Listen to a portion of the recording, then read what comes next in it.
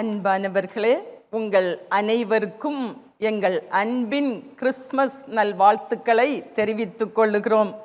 இந்த நாள் நம் எல்லாருக்கும் சமாதானமும் சந்தோஷமும் மகிழ்ச்சியும் ஆசீர்வாதமும் நிறைந்த நல்ல நாளாயிருக்க நம் ஆண்டவர் இயேசு கிறிஸ்து அருள் புரிவாராக. இந்த நாளுக்குரிய தியான பகுதி 1 தீமோத்தேயு 3ஆம் அதிகாரம் 16ஆம் வசனம். 1 தீமோத்தேயு 3:16 நான் வாசிக்கிறேன். அன்றியும் தேவ பக்திக்குரிய இரகசியமானது யாவரும் ஒப்பு கொள்ளுகிறபடியே மகா மேன்மை உள்ளது. தேவன் மாம்சத்தில் வெளிப்பட்டார், ஆவியிலே நீதி உள்ளவர் என்று விளங்கப்பட்டார், தேவ தூதர்களால் காணப்பட்டார், புற ஜாதிகளிடத்தில் பிரசங்கிக்கப்பட்டார், உலகத்திலே விசுவாசிக்கப்பட்டார், மகிமையிலே எடுத்து கொள்ளப்பட்டார். திரும்பவும் வாசிக்கிறேன். அன்றியும் தேவ பக்திக்குரிய இரகசியமானது யாவரும் ஒப்புக்கொள்ளுகிறபடியே மகா மேன்மை உள்ளது. தேவன் மாம்சத்திலே வெளிப்பட்டார், ஆவியிலே நீதி உள்ளவர் என்று விளங்கப்பட்டார், தேவ தூதர்களால் காணப்பட்டார், புற ஜாதிகளிடத்தில் பிரசங்கிக்கப்பட்டார், உலகத்திலே விசுவாசிக்கப்பட்டார், மகிமையிலே எடுத்து கொள்ளப்பட்டார். Beyond all questions, the mystery of godliness is great. He appeared in a body, was vindicated by the Spirit, was seen by angels, was preached among the nations, was believed on in the world, was taken up in glory. ரொம்ப அழகாக சொல்லப்பட்டுள்ளது. ஒவ்வொரு line by line நம்ம அதை தியானித்து கொண்டே இருக்கலாம் போல இருக்கும். ஏனென்றால் அது தேவ பக்திக்குரிய இரகசியமானது. அது யாவரும் ஒப்பு கொள்ளுகிறபடியே, யாவராலும் ஒப்பு கொள்ளப்படுகிறபடியே அது மகா மேன்மை உள்ளது. The mystery of godliness is great. அது என்ன? அது எப்படிப்பட்டது? முதலாவதாக தேவன் மாம்சத்திலே வெளிப்பட்டார். God appeared in a body. தேவன் மாம்சத்திலே வெளிப்பட்டார். தேவன் மனுஷ சாயலாய் இந்த பூமியிலே நமக்காக வந்துதித்தார். இரண்டாவதாக ஆவியிலே நீதி உள்ளவர் என்று விளங்கப்பட்டார். was vindicated by the Spirit. மூன்றாவதாக தேவ தூதர்களால் காணப்பட்டார். Jesus was seen by angels. நான்காவது புற ஜாதிகளிடத்தில் பிரசங்கிக்கப்பட்டார். இன்றும் பிரசங்கிக்கப்பட்டு வருகிறது. புற ஜாதிகளிடத்தில் பிரசங்கிக்கப்பட்டார். He was preached among the nations. ஐந்தாவது உலகத்திலே விசுவாசிக்கப்பட்டார். was believed on in the world. ஆறாவது இயேசு மகிமையிலே எடுத்து கொள்ளப்பட்டார். He was taken up in glory. தேவ பக்திக்குரிய இரகசியமானது யாவரும் ஒப்பு கொள்ளுகிறபடியே, எல்லாராலும் அகில உலகமும் ஒப்பு கொள்ளுகிறபடியே, ஒப்பு கொள்ளப்படுகிறபடியே மகா மேன்மை உள்ளது. The mystery of godliness is great. முதலாவது தேவன் மாம்சத்திலே வெளிப்பட்டார். God appeared in a body. Jesus appeared in a body. இந்த முதல் பாயிண்டை மாத்திரம் குறித்து நாம் இன்று தியானிக்க போகிறோம். அதே 1 தீமோத்தேயு 3:16 முதல் பகுதி. அன்றியும் தேவ பக்திக்குரிய இரகசியமானது யாவரும் ஒப்புக்கொள்ளுகிறபடியே மகா மேன்மை உள்ளது. தேவன் மாம்சத்திலே வெளிப்பட்டார். God appeared in a body. இயேசு மாம்சத்தில் வெளிப்பட்டார். The Lord Jesus Christ appeared in a body. இயேசு சர்வ லோகத்தையும் ரட்சிக்கும் இரட்சகராய், அகில உலக இரட்சகராய் இந்த பூமிக்கு வந்தார். இயேசு என்பது தேவனால் கொடுக்கப்பட்ட பெயர். இயேசு என்பதின் அர்த்தம் இரட்சகர். ஏனெனில் இயேசு தமது ஜனங்களின் பாவங்களை நீக்கி அவர்களை இரட்சிப்பார் என்று மத்தேயு 1:21 மத்தேயு 18:11 மனுஷகுமாரன் கெட்டு போனதை இரட்சிக்க வந்தார் என்றும் எழுதப்பட்டுள்ளது. 1 தீமோத்தேயு 2:6 1 தீமோத்தேயு 2:6 எல்லாரையும் மீட்கும் பொருளாக தம்மை ஒப்பு கொடுத்த மனுஷனாகிய கிறிஸ்து இயேசு அவரே. எல்லாரையும், அவர்கள் யாராயிருந்தாலும் எப்படிப்பட்ட நிலைமையில் இருந்தாலும் அவர்களை மீட்கும் பொருளாக தம்மை ஒப்பு கொடுத்த, தம்மை முழுவதுமாய் அர்ப்பணித்து தன் ஜீவனையை பலியாக கொடுத்த மனுஷனாகிய கிறிஸ்து இயேசு இவரே அவரே. ஆண்டவராகிய இயேசு கிறிஸ்துவின் பிறப்பை நற்செய்தியாக அறிவித்த தேவதூதன் இவ்விதமாக சொன்னார். லூக்கா 2:11 லூக்கா 2:11 இன்றைக்கு காலையிலே நாம் வாசித்த அந்த வேத பகுதி. இன்று கர்த்தராகிய கிறிஸ்து என்னும் இரட்சகர் உங்களுக்கு தாவீதின் ஊரிலே பிறந்திருக்கிறார். இன்று கிறிஸ்துமஸ் பண்டிகையை கொண்டாடி கொண்டிருக்கிறோம். ஆண்டவர் இயேசு கிறிஸ்துவின் பிறப்பின் பண்டிகையை கொண்டாடி கொண்டிருக்கிறோம். அன்று நற்செய்தி அறிவிக்கப்பட்டது. இன்று கர்த்தராகிய கிறிஸ்து என்னும் இரட்சகர் உங்களுக்கு தாவீதின் ஊரிலே பிறந்திருக்கிறார். இயேசு கிறிஸ்து என்னும் இரட்சகர் நமக்காக இந்த பூமியிலே வந்து பிறந்தார். 1 தீமோத்தேயு 1:15 1 தீமோத்தேயு 1:15 அதில் சொல்லப்பட்டுள்ளது, பாவிகளை ரட்சிக்க கிறிஸ்து இயேசு உலகத்தில் வந்தார். இயேசு இரட்சகராய் மானிட உருவெடுத்து இந்த பூமிக்கு வந்தார். இந்த வசனத்தை, அடுத்தது நான் சொல்ல போகிற வசனத்தை தயவு செய்து எடுத்துக்கொள்ளுங்கள். பேஜ் நம்பர் 271 புதிய ஏற்பாட்டில். பிலிப்பியர் 2ஆம் அதிகாரம் 6 முதல் 8 வரை உள்ள வசனங்கள். Philippians chapter 2 verses from 6 to 8. அவர் தேவனுடைய ரூபமாயிருந்தும் தேவனுக்கு சமமாயிருப்பதை கொள்ளையாடின பொருளாக எண்ணாமல் தம்மை தாமே வெறுமையாக்கி அடிமையின் ரூபம் எடுத்து மனுஷர் சாயலானார். அவர் மனுஷ ரூபமாய் காணப்பட்டு மரண பரியந்தம், அதாவது சிலுவையின் மரண பரியந்தமும் கீழ்ப்படிந்தவராகி தம்மை தாமே தாழ்த்தினார்.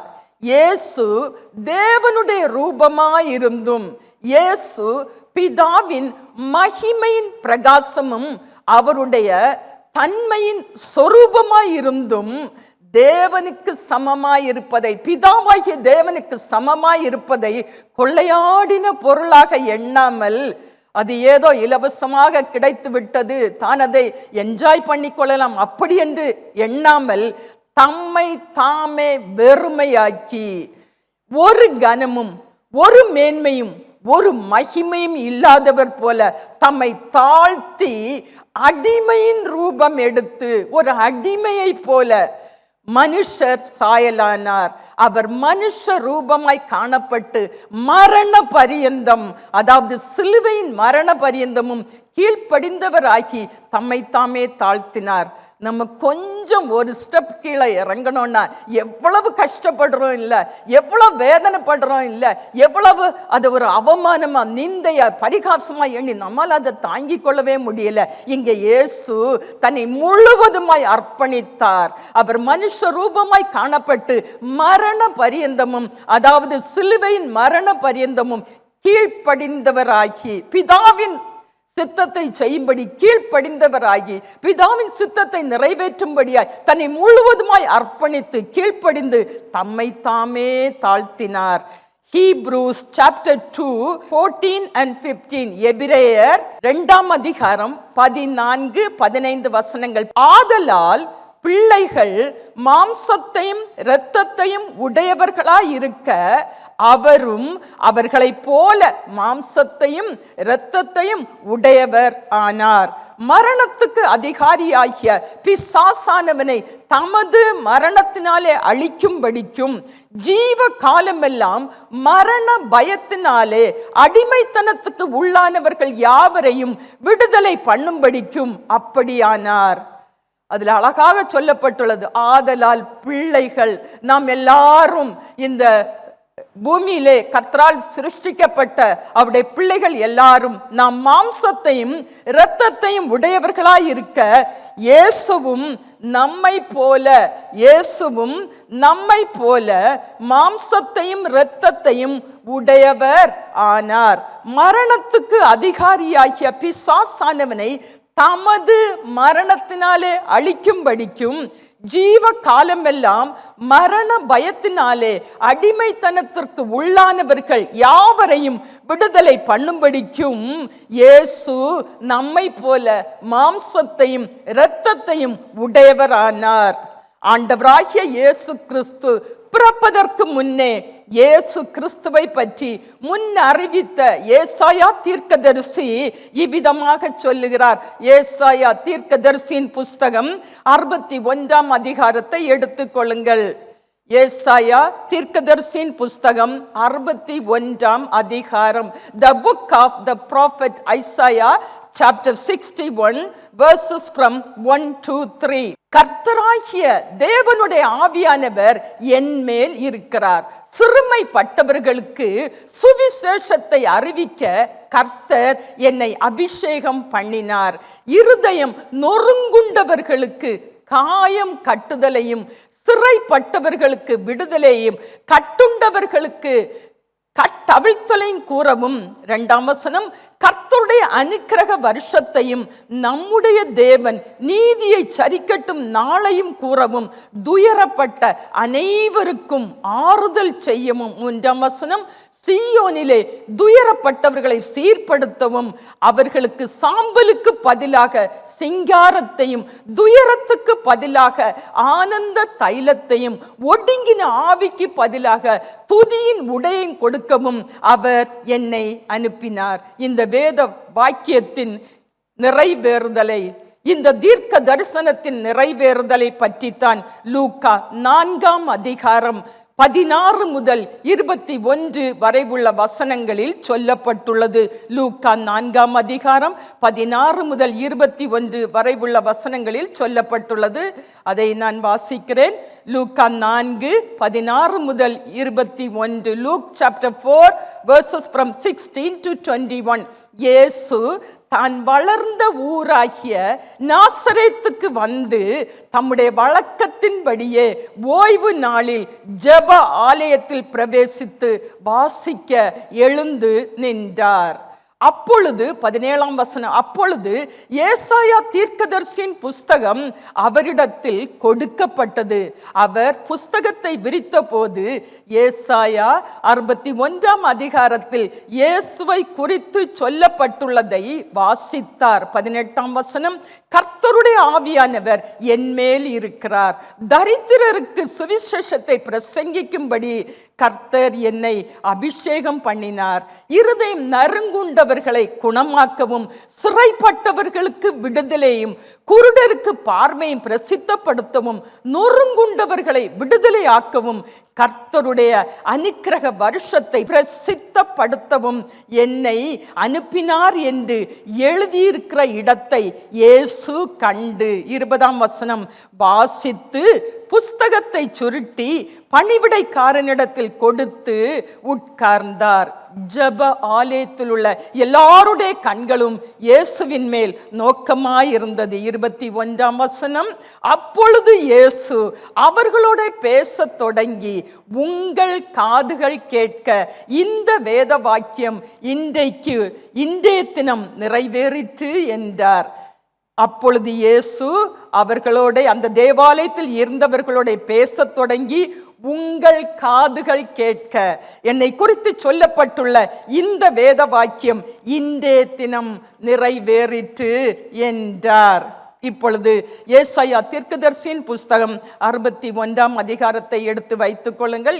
ஏசாயா தீர்க்கதரிசியின் புஸ்தகம் 61ஆம் அதிகாரம் 1ஆம் வசனம். The book of the prophet Isaiah chapter 61 verse 1. கர்த்தராகிய தேவனுடைய ஆவியானவர் என் மேல் இருக்கிறார், சிறுமைப்பட்டவர்களுக்கு சுவிசேஷத்தை அறிவிக்க கர்த்தர் என்னை அபிஷேகம் பண்ணினார். சிறுமைப்பட்டவர்களுக்கு சுவிசேஷத்தை அறிவிக்க, தரித்திரருக்கு சுவிசேஷத்தை பிரசங்கிக்கும்படி ஆண்டவர் இயேசு கிறிஸ்து இந்த பூமிக்கு வந்தார். சத்தியமாகிய சுவிசேஷத்தை அறிவிக்கும்படி கர்த்தர் இயேசுவை அபிஷேகம் பண்ணினார்.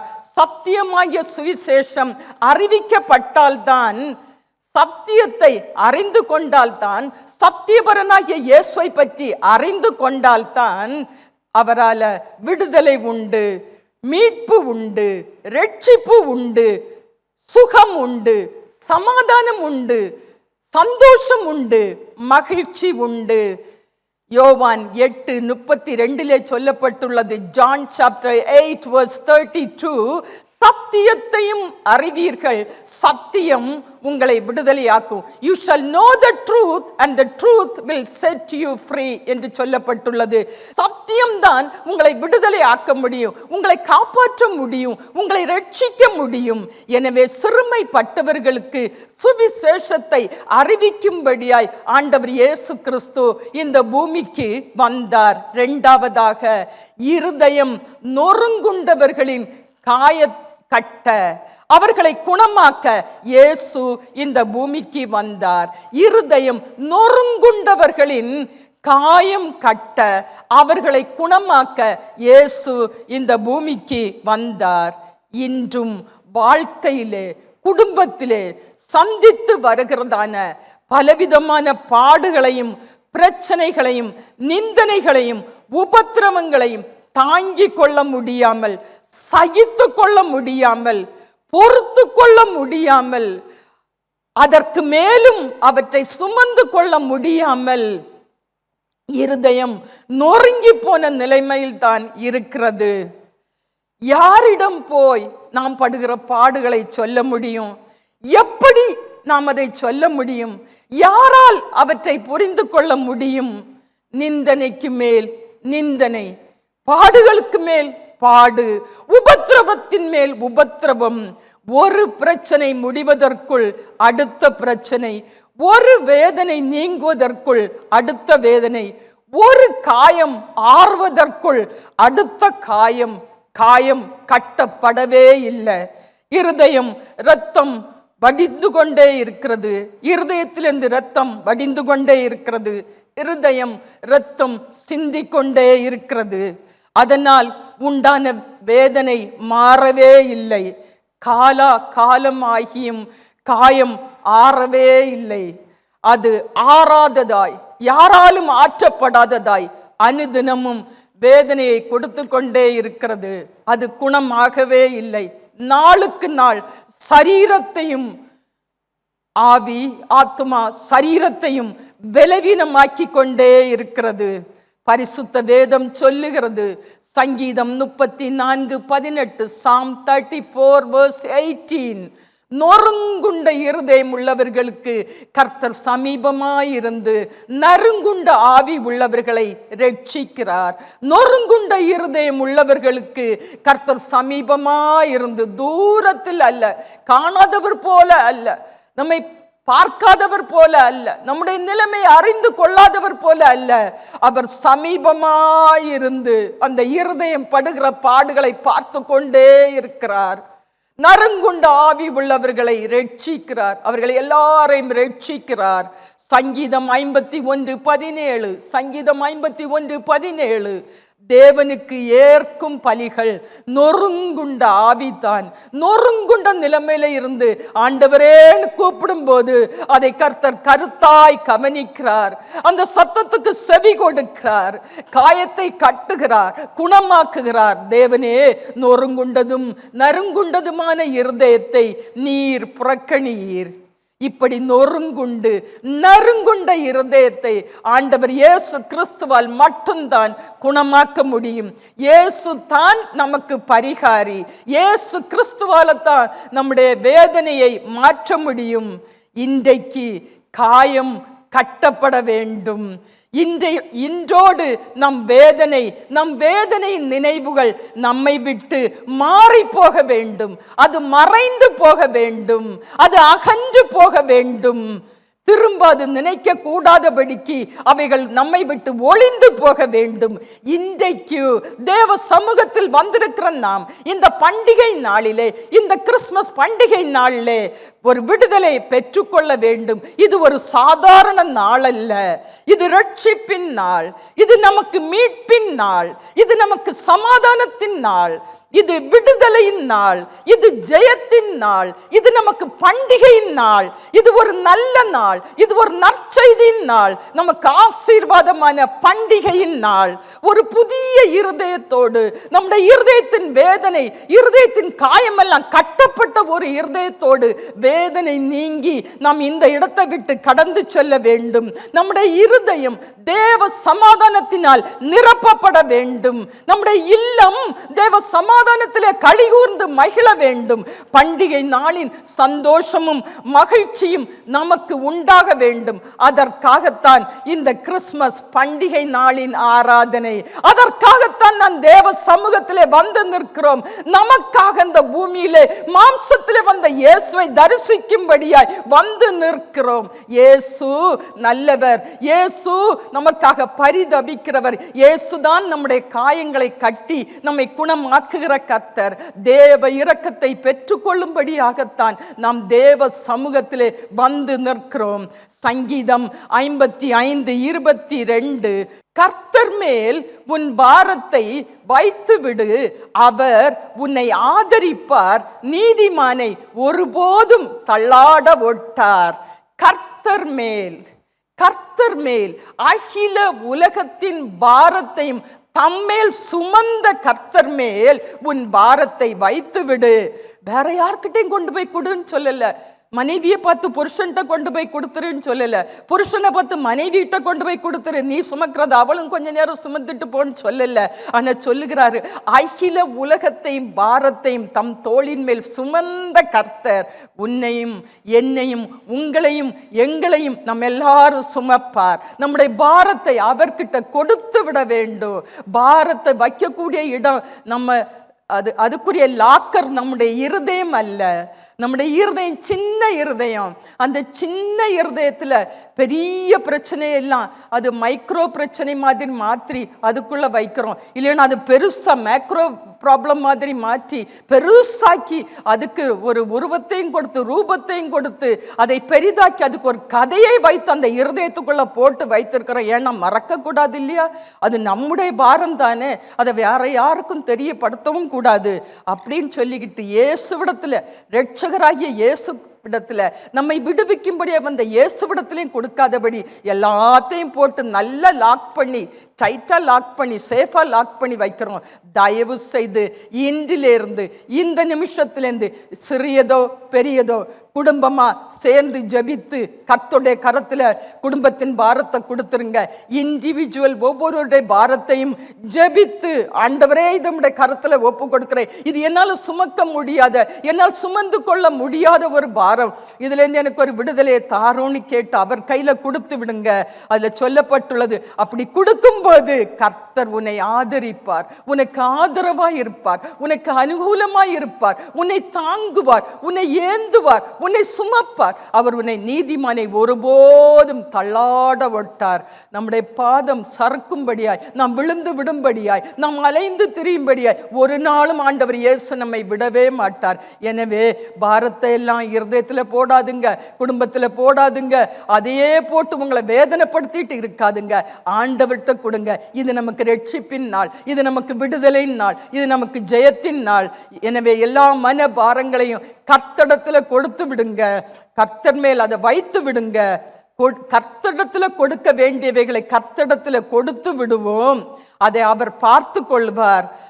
நம்ம கேட்கணும், ஆண்டவரே எனக்கு பலனை தாரும், கிருபை தாரும், ஆண்டவரே எனக்கு சமாதானத்தை தாரும்னு கேளுங்க, ஜெபிங்க. கர்த்தர் கிரியை செய்ய இடம் கொடுங்க. நம்மை ரட்சித்த கர்த்தர் இயேசு நமக்கு ஆதரவாய் இருப்பார், நமக்கு அனுகூலமாய் இருப்பார். இயேசு நம்மை ஒருபோதும் தள்ளாட விடவே மாட்டார். பிரச்சனையின் வழியாய், பாடுகளின் வழியாய், பாரங்களின் வழியாய், சுமக்க முடியாத பாரங்களை சுமந்து தவிக்கும் போது இயேசுவை இன்னும் உறுதியாய் பற்றி கொள்ளுங்க. இயேசு நம்மை ஏந்துவார், இயேசு நம்மை சுமப்பார், இயேசு நம்மை தாங்குவார், இயேசு நம்மை தப்புவிப்பார். இயேசு ஒருபோதும் நம்மை தள்ளாட விடமாட்டார். ஏதோ தேவ சமூகத்தில் வந்திருக்கிறோம் என்றல்ல, அப்படி அல்ல பிரியமானவர்களே. தேவன் நம்மேல் வைத்த தம்முடைய அளவற்ற அன்பினால், தேவனுடைய கிருபையினால தான் இன்று இந்த கிறிஸ்மஸ் நன்னாளில், இந்த கிறிஸ்மஸ் பண்டிகையின் நாளில் நம்மை இந்த இடத்திற்கு கொண்டு வந்திருக்கிறார். பிசாசானவன் எத்தனையோ சதி ஆலோசனைகளை போட்டு, சமாதான கேடுகளை போட்டு, பொல்லாத காரியங்களை விதைத்து, தேவ சமூகத்திலே தேவ பிள்ளைகள் வந்து நின்று தேவனை ஆராதிக்க விடாதபடி எத்தனையோ பொய்யின் காரியங்களை, பொல்லாத காரியங்களை, துன்மார்க்க காரியங்களை, அநீதி அக்கிரமத்தின் காரியங்களை செய்து நம் ஒவ்வொருவரையும் தடை பண்ண நினைத்தான். ஆனா கர்த்தர் இயேசு கிறிஸ்து நமக்காய் சிலுவையிலே சிந்தின இரத்தத்தினாலே, நம்மேல் வைத்த தம்முடைய அளவற்ற அன்பினாலே, தேவனுடைய கிருபையினாலே நம்மை மிகுந்த மகிழ்ச்சியோடு சந்தோஷத்தோடு அவர் சமூகத்துக்கு முன்பாய் நிற்க, அவரை ஆராதிக்க கர்த்தர் நமக்கு கிருபையை தந்து இங்கே கொண்டு வந்திருக்கிறார். இது நம்மால் உண்டானதல்ல, நம்முடைய பலத்தினாலோ, நம்முடைய பராக்கிரமத்தினாலோ, நம்முடைய ஆசீர்வாதத்தினாலோ, ஐஸ்வர்யத்தினாலோ உண்டான கிருபை அல்ல. இது தேவன் நம்மேல் வைத்த அன்பினாலே மனமிறங்கி நமக்கு கொடுத்த மேன்மையான ஒரு பாக்கியம். இந்த பாக்கியத்தை நாம் கடைசி வரை காத்து கொள்ளணும். கடைசி வரை ஆண்டவர் சத்தத்துக்கு கீழ்ப்படிந்து ஆண்டவரை நம்ம ஆராதிக்கணும். அடுத்தது சிறைப்பட்டவர்களுக்கு விடுதலை. அதே ஏசாயா 61:1 கடைசி பகுதி. சிறைப்பட்டவர்களுக்கு விடுதலையும் அதோடு கட்டுண்டவர்களுக்கு கட்டவிழ்த்தலை கூறவும் ஆண்டவர் இயேசு கிறிஸ்து இந்த பூமிக்கு வந்தார். சிறைப்பட்டதற்கு அநேக காரியங்களை சொல்லலாம், நான் ஒரு சில காரியங்களை மாத்திரம் சொல்லுகிறேன். தங்களால் எதையும் செய்ய முடியாதபடி, பெற்றுக்கொண்ட தேவ கிருபைகளை செயல்படுத்த முடியாதபடி, தேவன் கொடுத்த ஆசீர்வாதங்களை சந்தோஷத்தோடு அனுபவிக்க முடியாத ஒரு நிலைமை.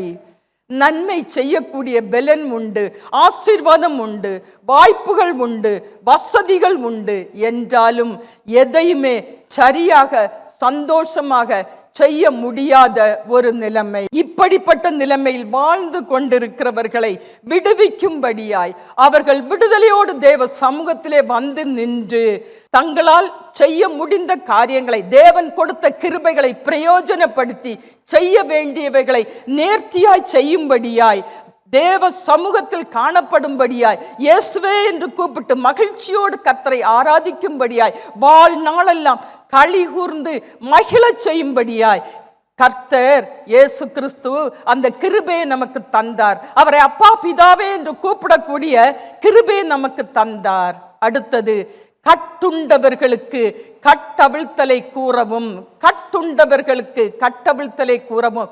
பாவம், சாபம், வியாதி, சுகவீனம், பலவீனம், பிசாசின் கிரியைகளினால் கட்டப்பட்டு அடிமைப்படுத்தப்பட்டு அதற்குள்ளே மூழ்கி தவித்து கொண்டிருக்கிறவர்களின், அனுதினமும் பயந்து கொண்டிருக்கிறவர்களின் கட்டுகளை அறுத்து, கட்டுகளை அவிழ்த்து அவர்களை விடுதலை ஆக்கும்படியாய் ஆண்டவர் இயேசு கிறிஸ்து இந்த பூமிக்கு வந்தார்.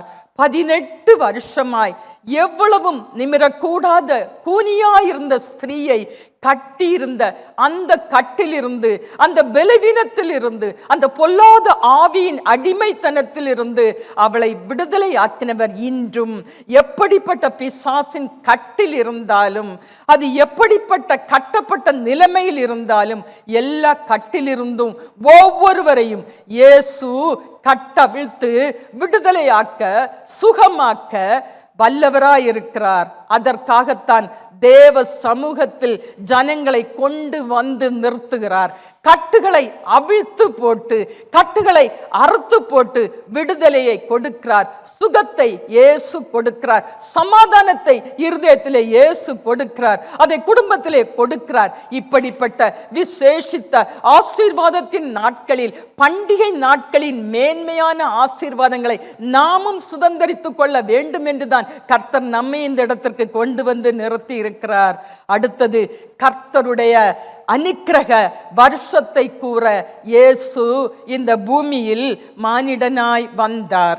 கர்த்தருடைய அனுக்கிரக வருஷத்தை கூற இயேசு இந்த பூமிக்கு வந்தார். அப்போஸ்தலருடைய நடபடிகள் Acts chapter 4 verse 12, 4ஆம் அதிகாரம் 12ஆம் வசனம். அப்போஸ்தலர் 4:12.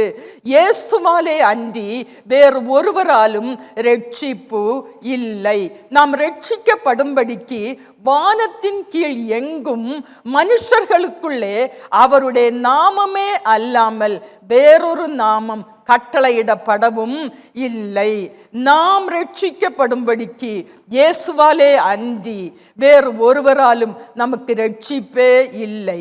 நாம் ரட்சிக்கப்படும்படிக்கு இந்த வானத்தின் கீழ் எங்கும் மனுஷர்களுக்குள்ளே ஆண்டவர் இயேசு கிறிஸ்துவின் நாமமே அல்லாமல் வேறொரு நாமம் கட்டளையிடப்படவும் இல்லை. வேறொரு நாமம் இல்லை. எனவே இயேசுவை தேடுவோம்.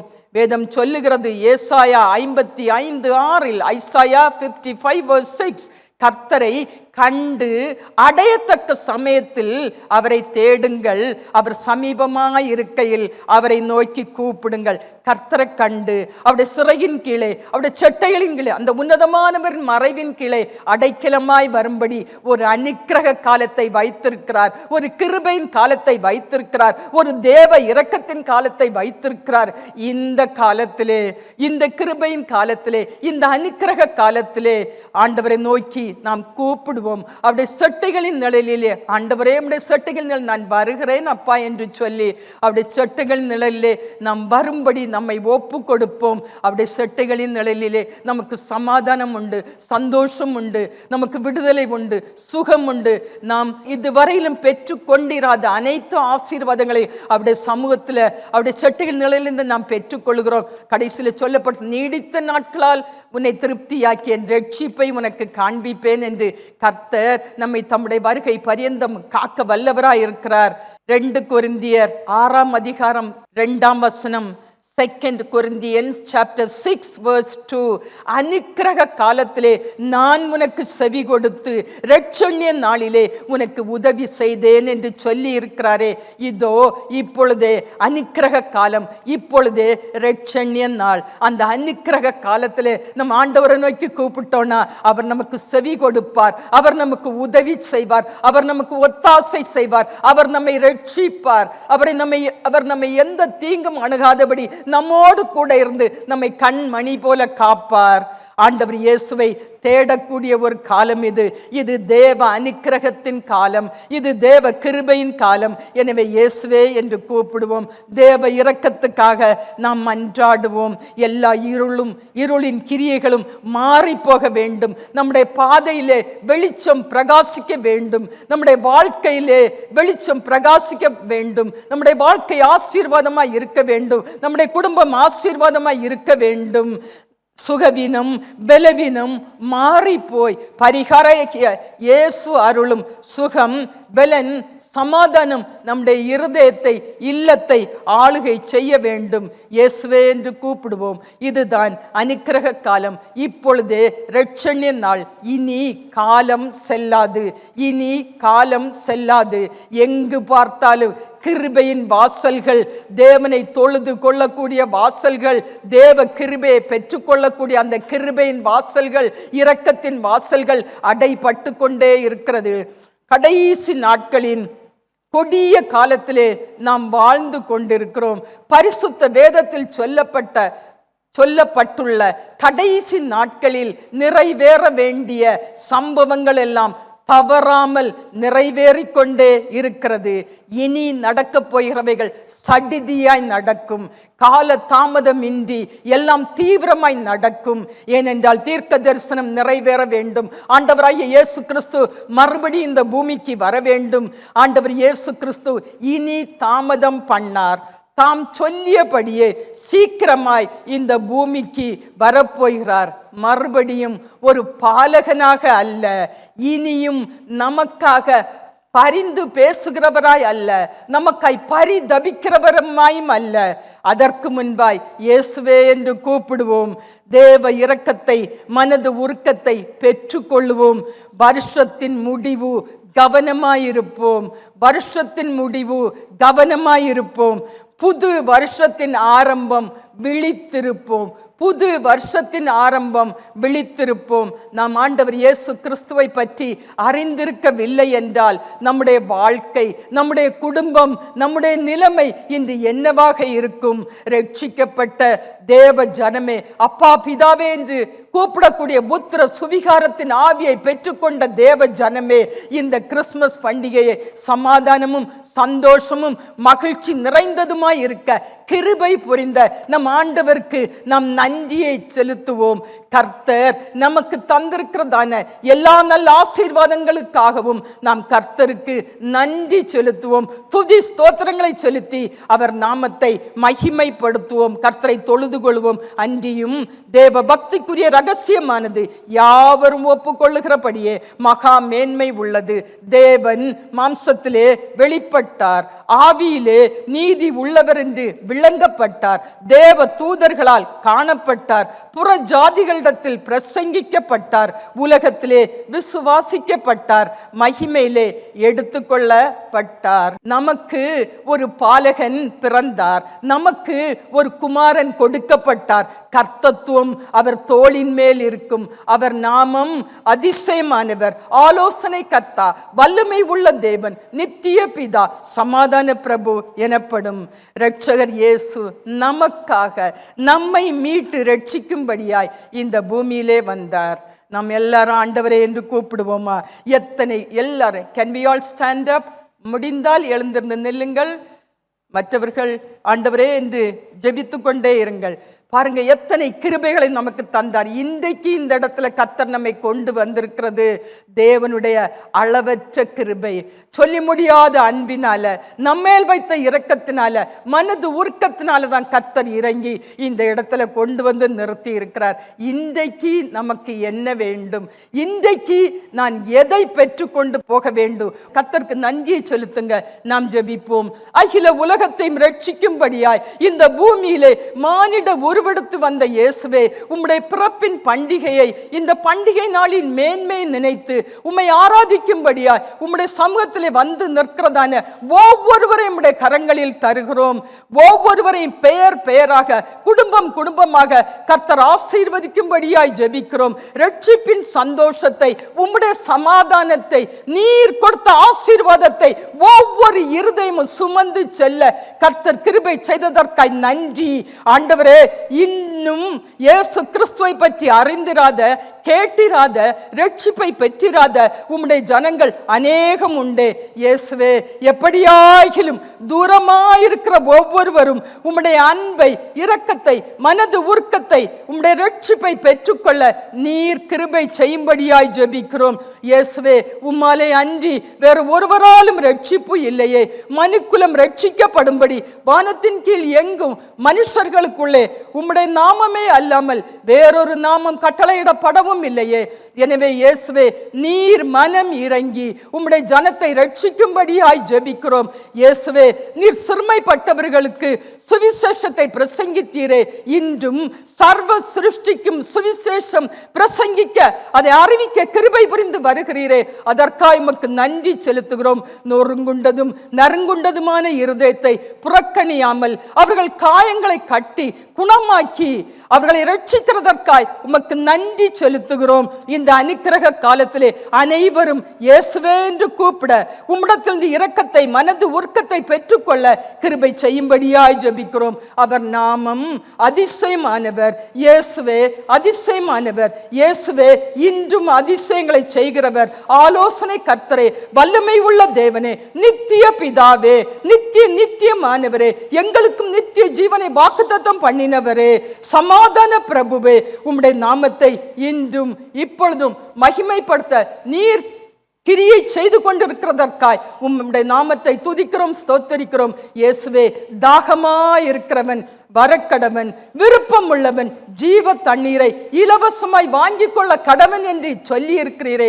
தாகமாயிருக்கிற ஒவ்வொருவரும் உம்மிடத்தில் வர, உம்மிடத்திலிருந்து ஜீவ தண்ணீரை விருப்பத்தோடு வாஞ்சையோடு இலவசமாய் பெற்றுக்கொள்ள நீர் கிருபை புரிந்தருளும்படியாய் ஜெபிக்கிறோம். இயேசுவே, இந்த நாளிலும் அநேக ஜெப விண்ணப்பங்களோடும் வேண்டுதலோடும் எதிர்பார்ப்போடும் ஏக்கத்தோடும் ஆண்டவரே தங்களுடைய வாஞ்சை நிறைவேறும் என்று உம்மிடத்தில் ஜெபித்துக் கொண்டிருக்கிற, உமக்கு முன்பாய் வந்து நிற்கிற ஒவ்வொருவரை நினைத்தருளும்படியாய் ஜெபிக்கிறோம். எல்லா ஜெபத்திற்கும் பதில் தாருமப்பா. வாஞ்சை நிறைவேற்றி கொடுமப்பா. விண்ணப்பத்தை வேண்டுதலை அங்கீகரித்து ஆசீர்வதியுமப்பா. இன்றைக்கு எல்லாவற்றுக்கும் மேலாய் நீர் உம்முடைய பிள்ளைகளுக்கு கொடுத்த கிஃப்டுக்காய் நான் உமக்கு நன்றி செலுத்துகிறேன் அப்பா. உம்முடைய அன்பை இந்த இடத்துல வெளிப்படுத்தினீரே, காண்பித்தீரே. ஆண்டவரே, எத்தனை அக்கறை உள்ளவராய், எங்களுக்காய் பரிதவிக்கிற இயேசு, எங்களுக்காய் இரக்கமும் மனது உருக்கமும் உள்ளவராய் இந்த பண்டிகை நாளிலே இப்படிப்பட்ட மேன்மை ஆசீர்வாதத்தை ஆயத்தப்படுத்தி வைத்ததை கண்கள் காண கிருபை தந்தீரே. ஒவ்வொருவரையும் அந்த ஆசீர்வாதம் ஆண்டவரே, நீர் தந்த ஆசீர்வாதம், நீர் தந்த இந்த கிஃப்ட் ஒவ்வொருடைய வாழ்க்கையை மேன்மைப்படுத்தட்டும், ஆசீர்வதிக்கட்டும். கர்த்தர் கூட இருமப்பா. இந்த கிறிஸ்துமஸ் பண்டிகை நாளின் சமாதானத்தாலும் சந்தோஷத்தாலும் நீர் ஒவ்வொரு இருதயத்தை நிரப்பி உம்முடைய சமாதானத்தை நதியை போல பாய்ந்து ஓட செய்யும்படியாய் ஜெபிக்கிறோம் அப்பா. உம்முடைய வருகை பரியந்தம் ஒவ்வொருவரையும் காத்துக்கொள்ளும், பொறுப்படுத்திக்கொள்ளும். ஒவ்வொரு குடும்பத்தோடும் கூட இரும். பெயர் பெயராய் ஒவ்வொருவரையும் ஆசீர்வதித்து உம்முடைய நாமத்தை மகிமைப்படுத்தும். இயேசுவின் நாமத்தில் நன்றி செலுத்தி ஜெபிக்கிறோம் பிதாவே. ஆமேன், ஆமேன். கிறிஸ்துமஸ் நல்வாழ்த்துக்கள். கர்த்தர் உங்கள் ஒவ்வொருவரையும் ஆசீர்வதிப்பாராக. இருதயத்தின் மீது கருத்தை வைத்து கர்த்தர் என்னை ஆசீர்வதித்திருக்கிறார் என்ற உணர்வோடு நம்முடைய ஆத்மாவை பார்த்து நாம் சொல்லுவோமா? என் ஆத்மாவே கர்த்தரை ஸ்தோத்தரி, என் முழு உள்ளமே அவருடைய பரிசுத்த நாமத்தை ஸ்தோத்தரி. என் ஆத்மாவே கர்த்தரையே ஸ்தோத்தரி, கர்த்தர் செய்த சகல உபகாரங்களையும் மறவாதே. ஆமேன். நம்முடைய கர்த்தராகிய இயேசு கிறிஸ்துவின் கிருபையும் பிதாவாகிய தேவனுடைய அன்பும் பரிசுத்தாவியோட ஐக்கியமும் இன்றும் என்றும் சதா காலங்களிலும் உங்கள் அனைவரோடும் கூட இருப்பதாக. ஆமேன், ஆமேன். கர்த்தர் உங்கள் ஒவ்வொருவரையும் ஆசீர்வதிப்பாராக. ஆமேன்.